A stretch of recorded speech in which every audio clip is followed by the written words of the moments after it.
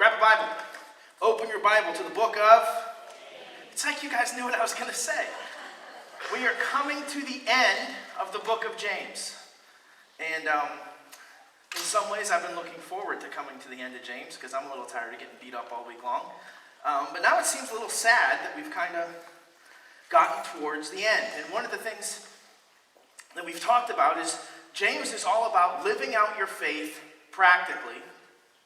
And I've said more than once that although we are studying this verse-by-verse study through James, that's really not how the book was intended to be read. It's just a short letter.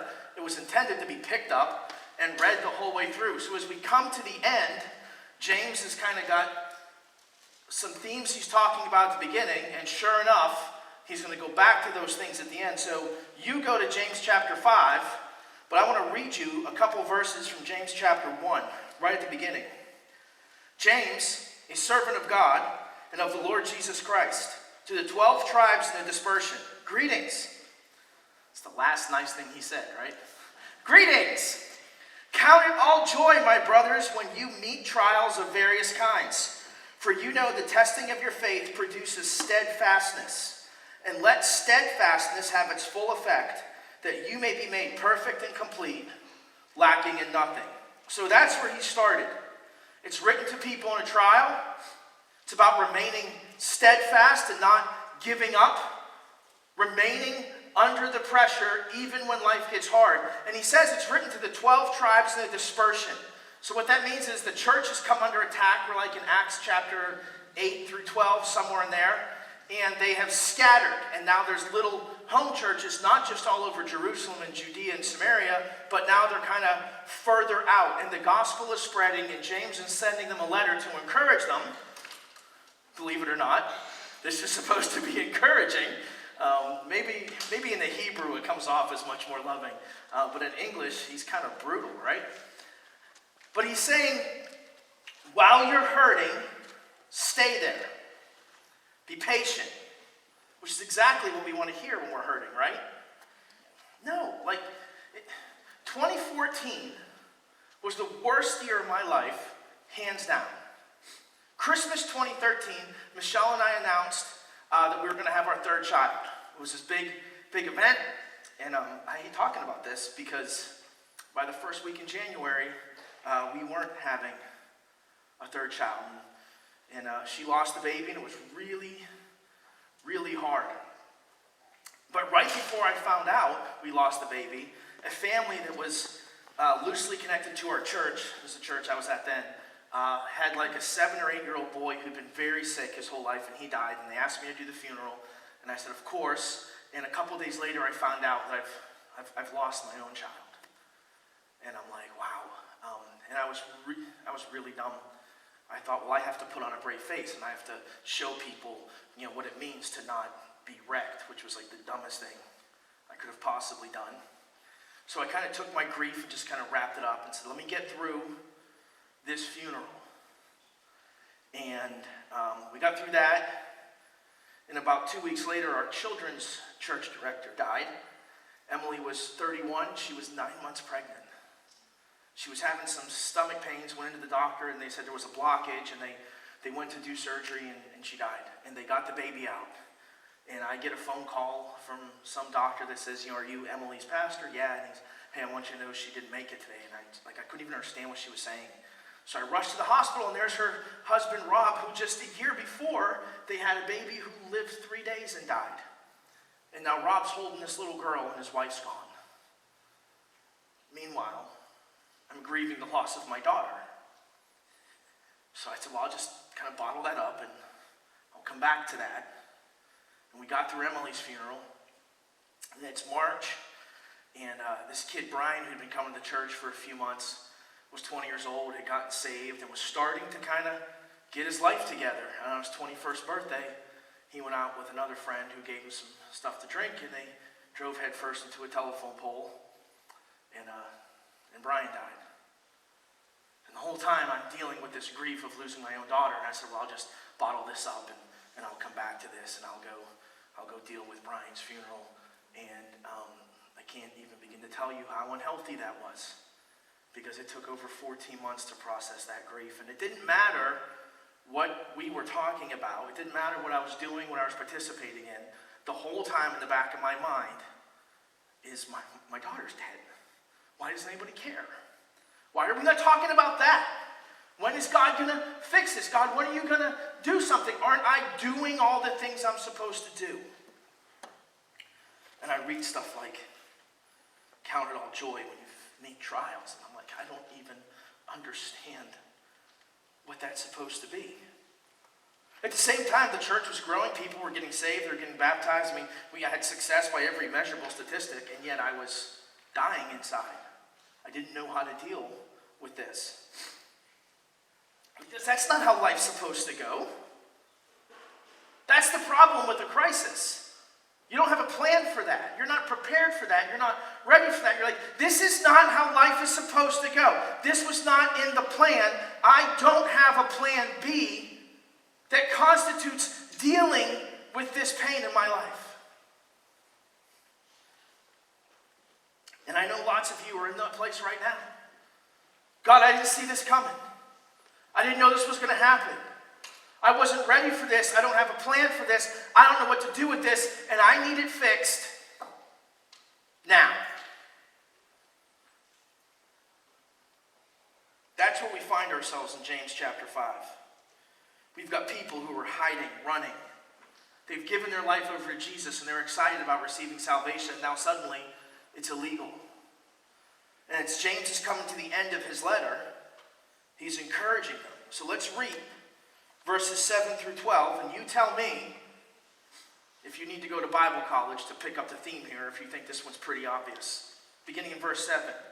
Be patient, therefore, brothers, until the coming of the Lord. See how the farmer waits for the precious fruits of the earth, being patient about it, until it receives the early and the late rains. You also be patient. Establish your hearts, for the coming of the Lord is at hand. Do not grumble against one another, brothers, so that you may not be judged. Behold, the judge is standing at the door. As an example of suffering and patience, brothers, take the prophets who spoke in the name of the Lord. Behold, we consider those blessed who remain steadfast. You have heard of the steadfastness of Job, and you have seen the purpose of the Lord, how the Lord is compassionate and merciful. But above all, my brothers, do not swear either by heaven or by earth or by any oath, but let your yes be yes and your no be no, so that you may not fall under condemnation. I want to take a guess at what the theme of that is? Patience. He says it 4 times. In fact, the word he uses means long-suffering. So that's not like waiting at the drive-thru at McDonald's. It's long-suffering. He uses the word steadfast twice, which is the Greek word we talked about 9 or 10 weeks ago, hypomene, to remain under the pressure. How's that for encouragement? Be patient. You can do this. There's something coming. God's involved. So the theme for this morning is when God takes too long. Doesn't he always? I don't know if he didn't get the memo. Maybe he's got like an old Hotmail account. It takes a while for his messages to download. But it seems when I want something done, God is just never on my schedule. I want it done by the end of this sentence. That's when I'd like my prayers answered.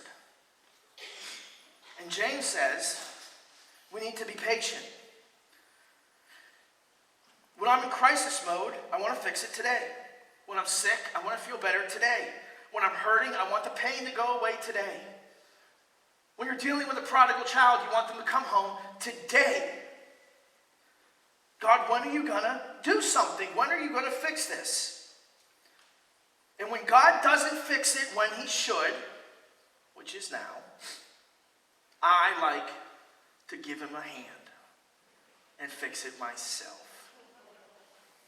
It's been said that I have control issues. Yeah, right?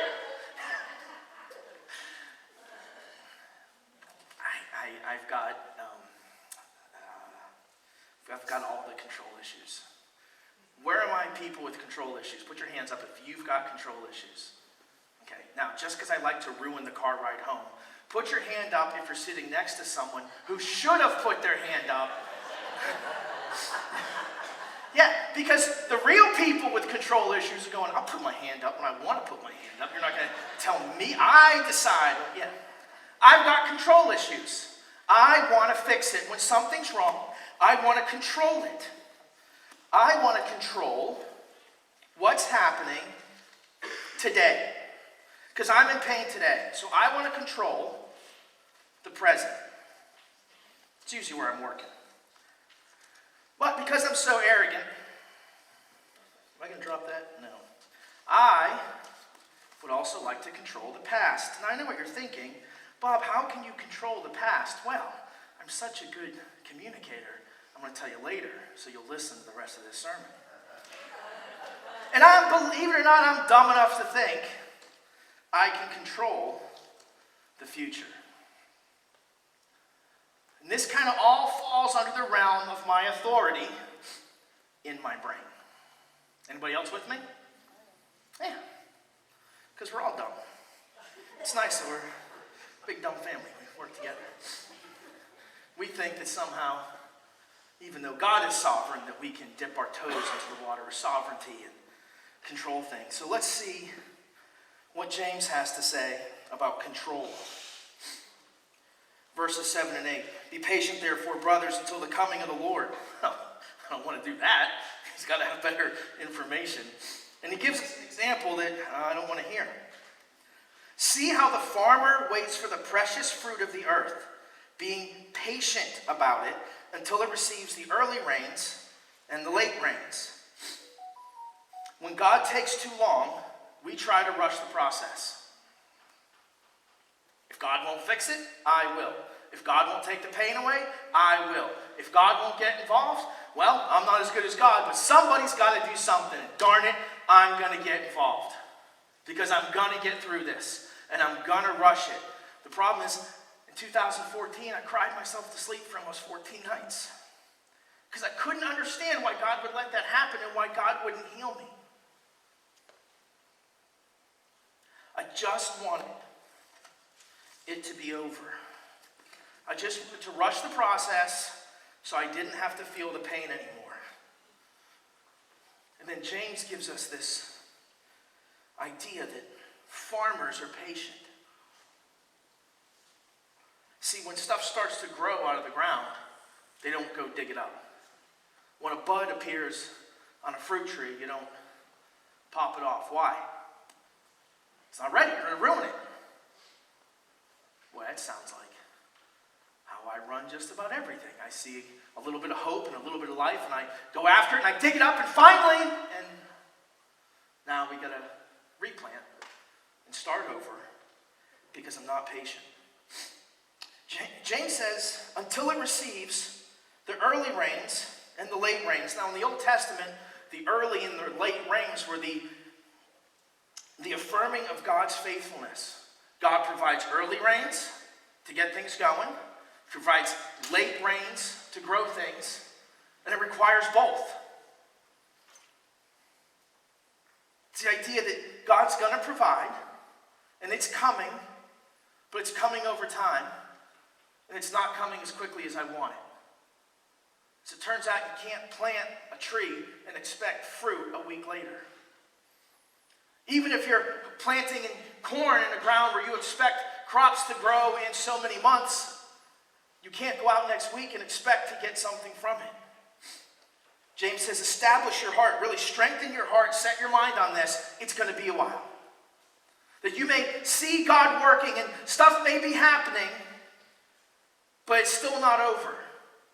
It's this interesting concept of between the rains.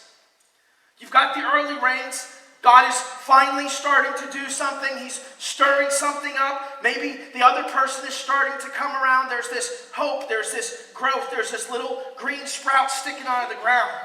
That's the early rains. They're there to kind of give the plant some strength so it can grow some roots. Because the late rains, that's the heavy rains. That's the downpour, the deluge, the heavy soaking rains. And if God would pour himself out on your pain right now, it'd be too much for you. You need some roots to be able to absorb what God's trying to do in your life. Guys, I'm not making this up. That's the picture. You see that, right? Okay, I'm not grasping at straws. I didn't find this on the internet. This is exactly what James is saying. If God started with the rain on your soul today that you think you're ready for, it would wash you away. Between the rains, growth is happening. Roots are growing. It just doesn't look like it, and it doesn't feel like it. We're not getting any fruit out of that. But your eternal strength is growing. God is making you spiritually fit to receive that which He is already willing to do. But if He gave it to you now, you'd break it. If He gave it to you now, it would die. Be ready. Be patient. Don't try to rush the process. But we see an inkling of anything and we go running after things. Well, my marriage is a mess and this person at work is flirting with me. Maybe that's God's will. It's not. Ever. Well, I'm short on money and there's this opportunity and I'm not sure it's ethical or legal or even a good idea. Maybe that's God's will. It's not. Ever. Why is the answer always, I need a new job, a new spouse, new friends, new home, new church, new community? Problem is, it's the old you. God is doing something. You're so close. If you'll just wait, you're so close. Be patient. The farmer doesn't go to a new tree or a new field or a new plant. He goes back to the same field, the same tree, year after year, because he knows that's where the blessing comes from. Wait. Remain steadfast. Now is not the time to jump ship. Now is not the time to quit. God is just starting to do something. Verse 9. Do not grumble against one another, brothers, so that you may not be judged. Behold, the judge is standing at the door. Seems like a strange shift. I mean, we're talking about being patient and waiting. Why are we not talking about grumbling? Well, when God takes too long, we like to assign blame. That the reason things aren't better yet, at least in my world, it's because of you. You're the reason I'm in this situation in the first place. Or you got me angry and I made that decision, or you made me do it, or you put me here. Look at you leaving me alone like I'm the only one. Nod your heads. We do this, right? Yeah. We blame our spouse. We blame our boss. We blame whoever we can blame. We blame God. I mean, that's page 2 in your Bible. Did you eat the tree from the fruit I told you not to eat? The snake told me to eat. And he looks at Adam. Did you eat the woman that you gave me? Wasn't me, it was a snake. Wasn't me, it was her. You gave me her. See, ultimately, God, everything's your fault. And I can control the past if I can assign blame, because it's not my fault.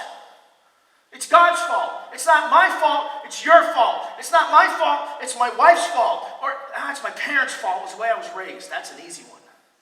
I'll just blame them. And I can control the narrative, and I can control the past. And James says, don't start grumbling against one another. Why is it that trials bring out the worst in us? Duh, because we're hurting, right?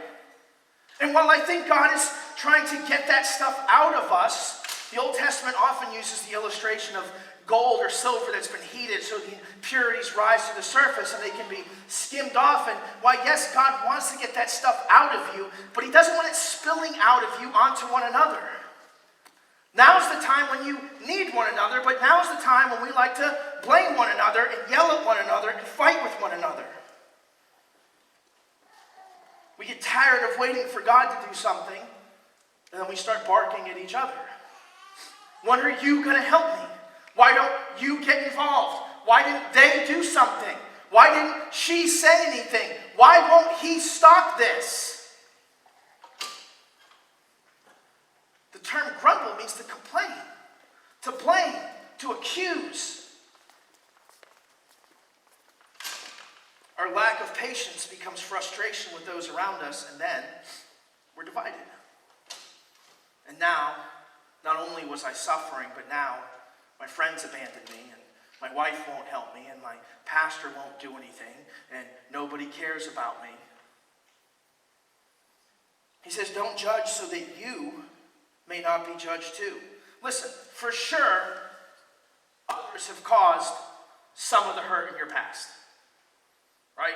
Parents, spouse, friends, churches, whatever. People have done those things to you. But it does you no good to accuse them and dwell on that. It's only going to bring you to a place where now you have to answer for your bad attitude. Because it says the judge is standing at the door. The judgment is imminent. When I was a kid, my pastor used to say, nobody gets away with nothing. I don't think he was an English major. But I remember it. Nobody gets away with nothing. Someday, everything will be answered for. Either you're going to pay for it or Jesus is going to pay for it. But it will be paid for and it will be answered for.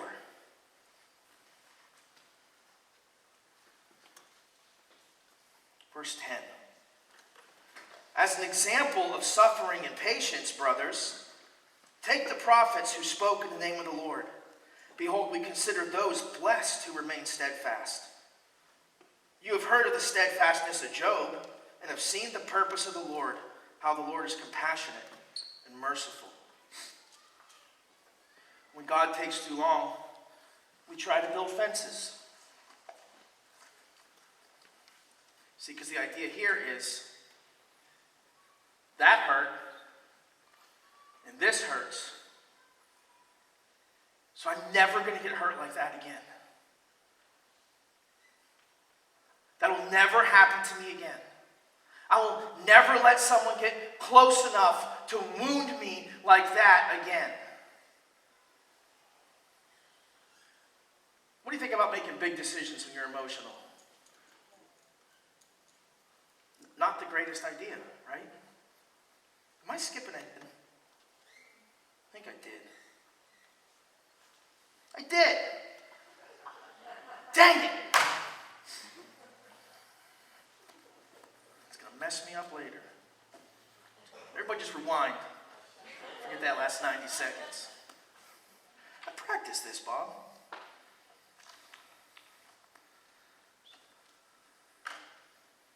I don't know what I'm doing. Lord, thank you for grace.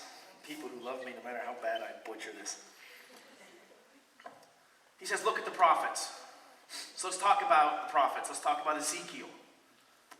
It's not everybody's favorite book. It's kind of hard to understand. Nobody says, I'm going to be like Ezekiel. God told Ezekiel, hey, I want you to go into the town square, and I want you to lay naked in the middle of the town square, and I want you to get your Legos out, and I want you to build little Jerusalem, and I want you to build an army that's taking siege against Jerusalem and how they're going to attack it. I want you to do that every day for just a little over a year. I'd be putting my application in anywhere else, right? And then he says to Elijah, when you're done, I want you to cook your lunch over human dung. And Elijah says, Lord, I've always eaten clean. I've always followed the law. I can't do something like that. And God says, okay, you can use cow dung.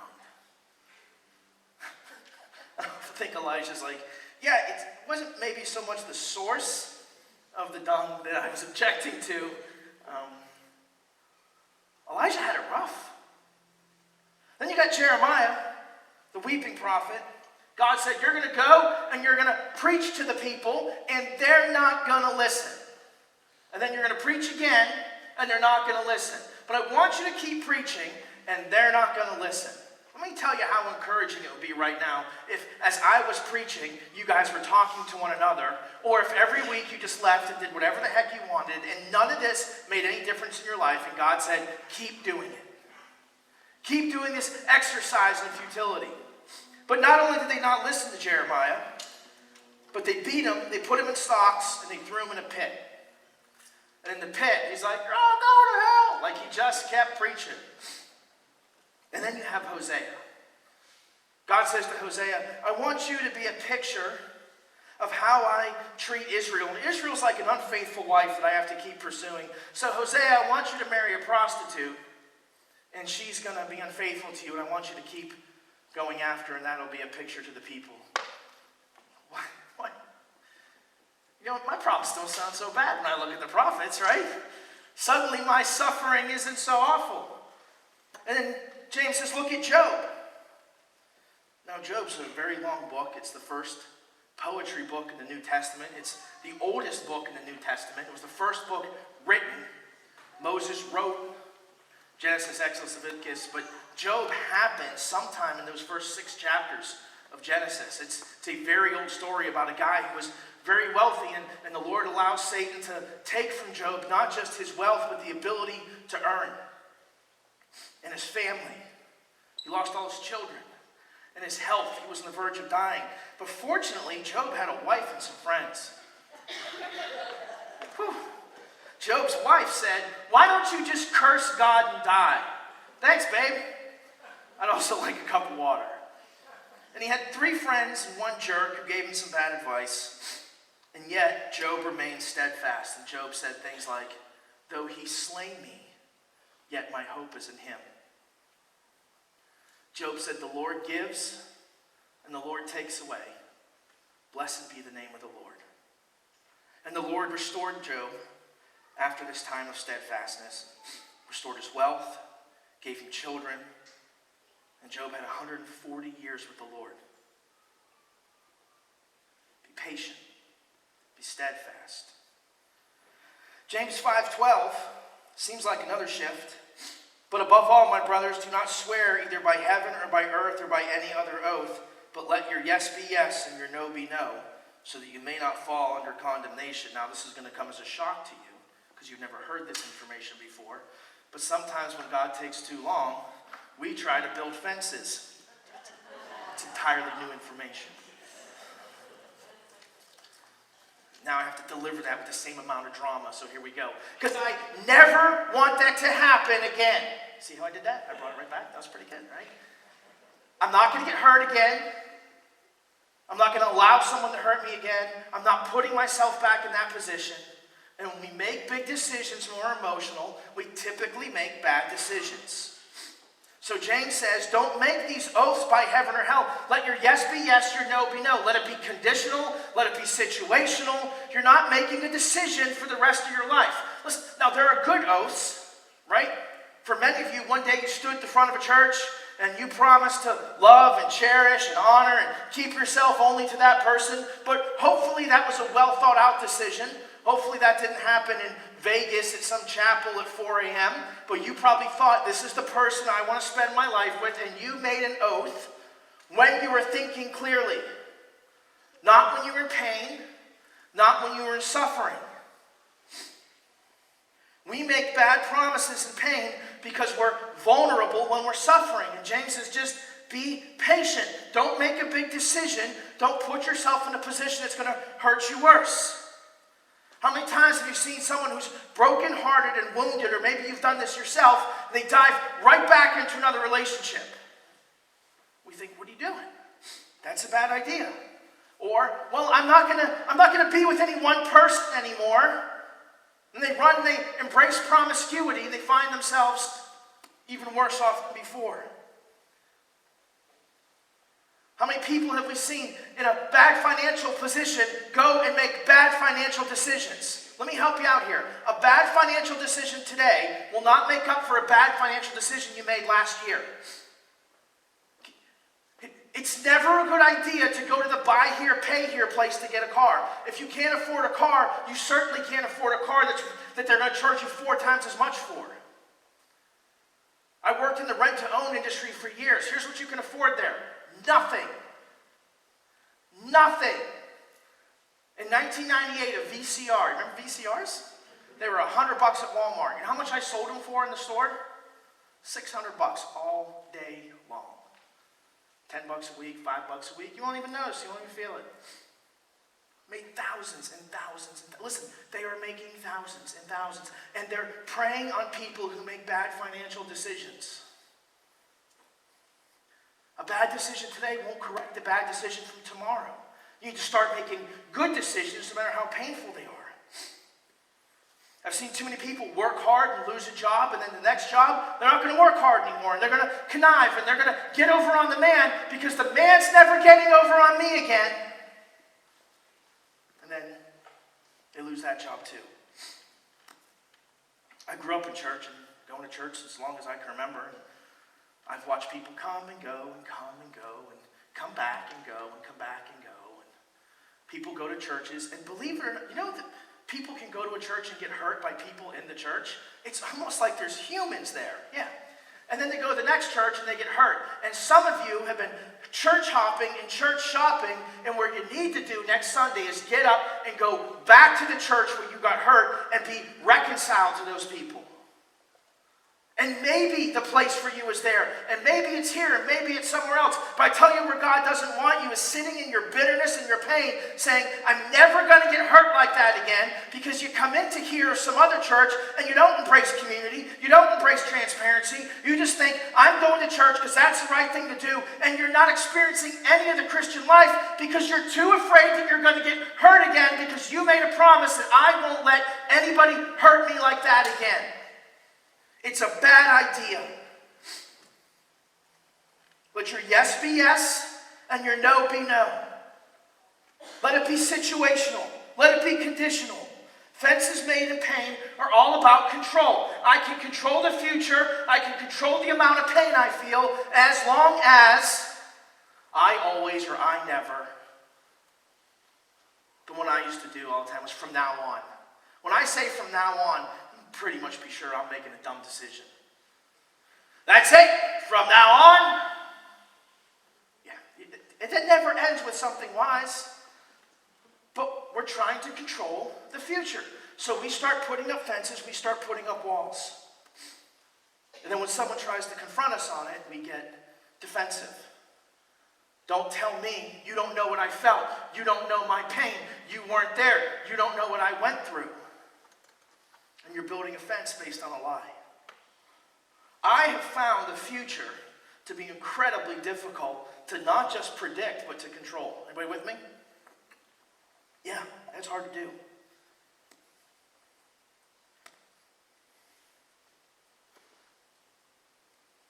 I got married in 1995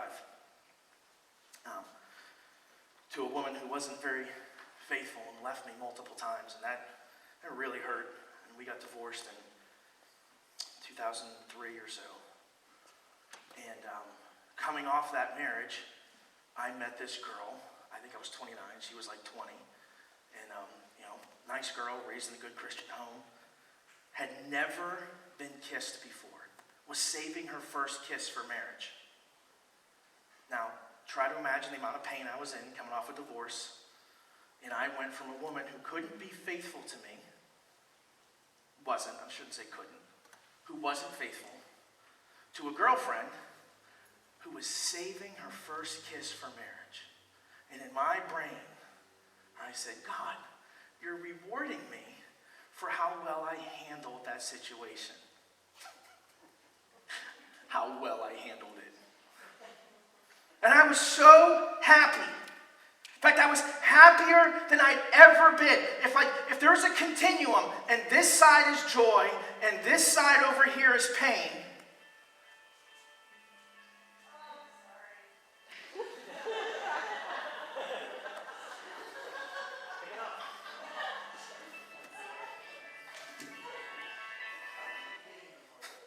I almost answered. I was hoping it was your husband. That'd have been so funny. But I'm like, she's in church. Where are you at?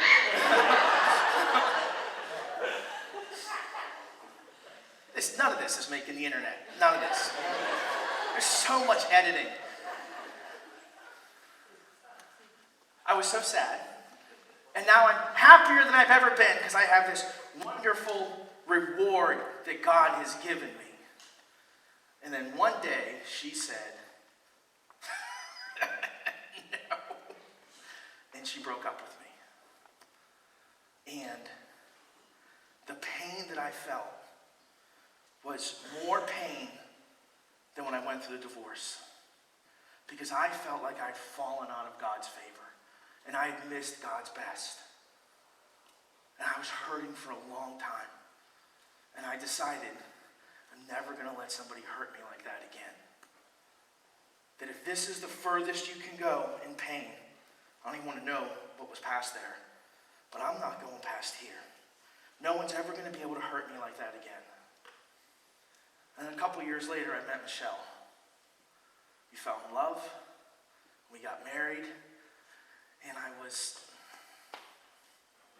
I was only this happy. I remembered being this happy, but I was only this happy. And I had no complaints. I was having a good time. But I remembered being that happy.